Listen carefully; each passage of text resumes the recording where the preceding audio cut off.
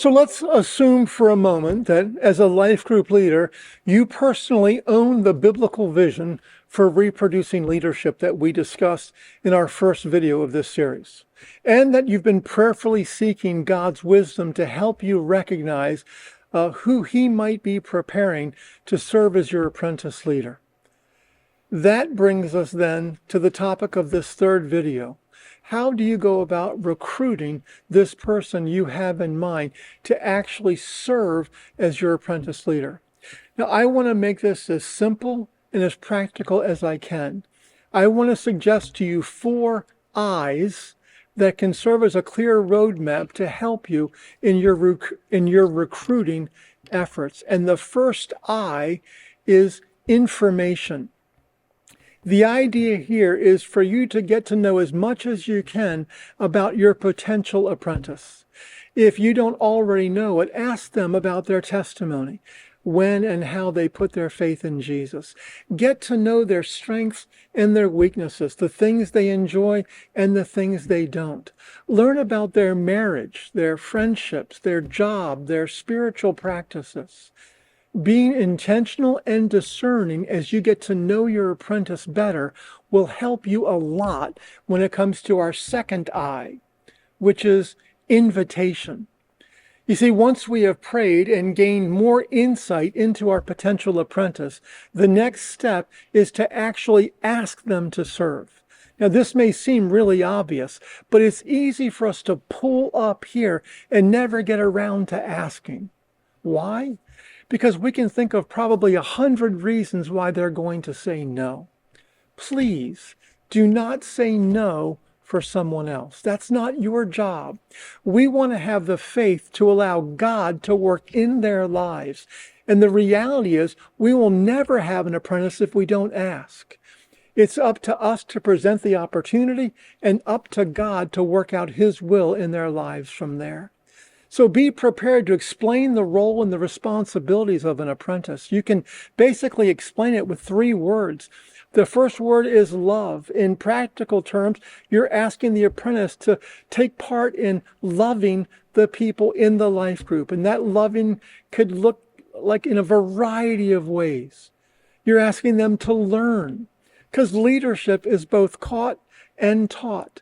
And so you want to encourage them to be attentive during the meetings and learn from what you as the leader are doing and what you don't do. You'll also encourage them to attend leadership training opportunities when they're offered. And the third part of this role is to lead. Nothing replaces hands-on experience. So explain that as an apprentice, they'll have opportunities to gradually take on more leadership and more ownership in the group as they become more comfortable. Now, the next I is what might be called license plate lingo. ICNU. These letters stand for I see in you. These 4 simple letters might be the most impactful part of recruiting an apprentice. You see, seeing real God-given potential in a person is way more important than filling a need with a willing body. Once we're convinced of that, we need to make sure they know it as well. See, I think for most people, the question they want answered when they're being recruited for something significant is not what's in it for me. See, the question they really want answered is, why me? They want to know why you selected them out of everybody else. And they hope that the answer is tied to who they are as a person and how God can use them, not that there was a need and they were the closest warm body.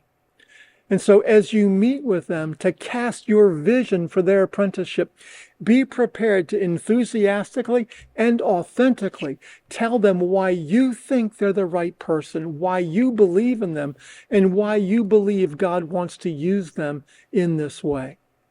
After you've invited them, give them some time to think and pray about the opportunity.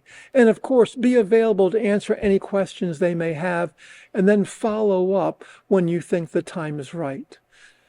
And then the 4th I is include. See, sometimes the easiest thing to ask someone who's considering the role of an apprentice to do is to simply watch what you do in your role as the leader. Ask them to watch what you do, what you say, and encourage them to make observations or ask any questions that they may have.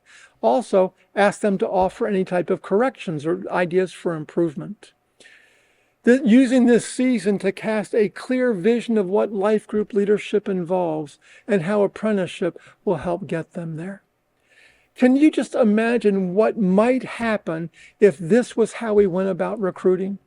Can you imagine what God might do if we were prayerful and intentional and energetic about raising up the next generation of leaders? Can you imagine the impact that we could have in the lives of others who are not yet in community or others who have not yet come to know Jesus? Friends, let's stop imagining and start leading. In our next video, we're going to look at what I do when someone says yes to our invitation to become an apprentice. How do we actually train them? What do we actually do with them? I'll see you in the next video.